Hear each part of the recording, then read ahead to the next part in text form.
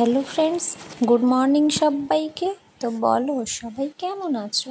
আশা করি সবাই খুব খুব ভালো আছো। আমিও অনেকটা ভালো আছি।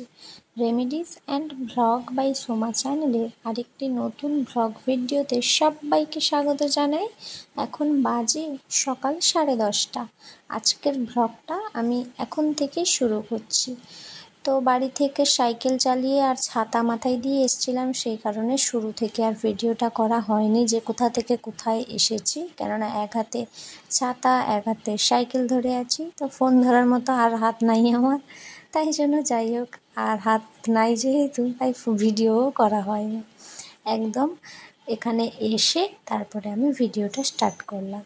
এখন দেখতেই পাচ্ছ আমি বসে পড়েছি এবং আমার এখন হেয়ারের উপর চলছে অনেক কারুকার্য।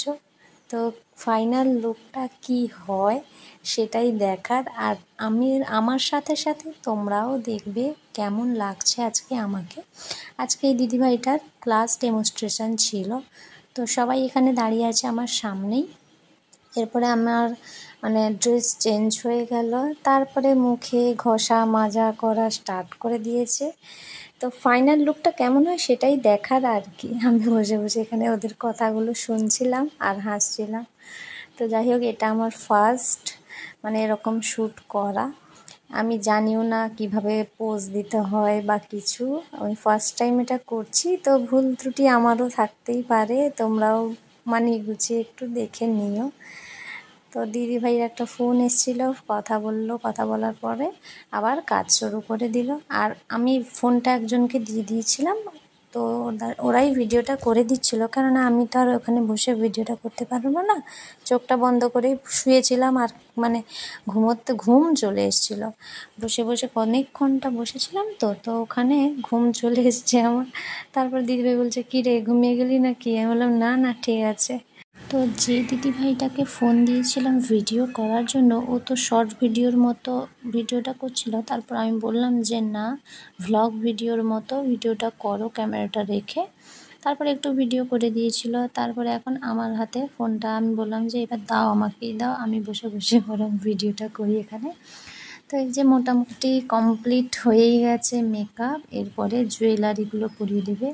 তো প্রথমবার যেহেতু আমি ব্রাইডাল শ্যুট করছি, আমি বুঝতেই পারছি না আমাকে কেমন লাগছে।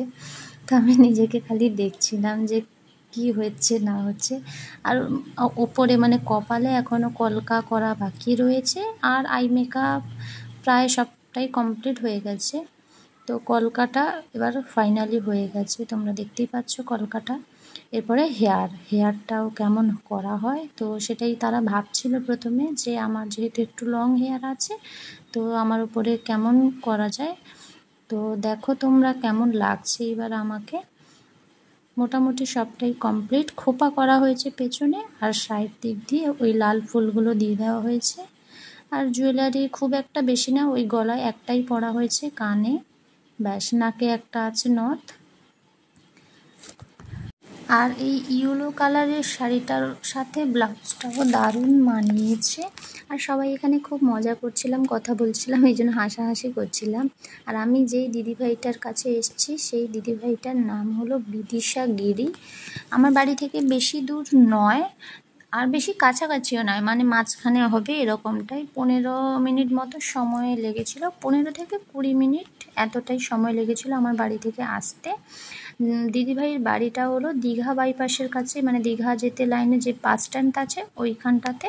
যেহেতু আসার সময় আমার হাতে সাইকেল ছাতা দুটোই ছিল, সেই কারণে বাড়ির সামনে থেকে ভিডিওটা করা হয়ে ওঠেনি। তো যাই হোক, নেক্সট ডে যেদিন আসবো সেদিন অবশ্যই আমি প্রথম থেকে ভিডিও করব। তো ফাইনালি সাজানো কমপ্লিট, সব কিছু হয়ে গেছিলো, পেছনে শুধু ওড়না দেওয়া বাকি ছিল। কোপার কাছে ওটা পিন দিয়ে ভালো করে আটকে দিল, আর পেছনে যে লাল ফুলটা দিয়েছে ওটাই বেশ ভালো লাগছে, দারুণ লাগছে আমার। আর হেয়ারটাও খুব সুন্দর করে করেছে।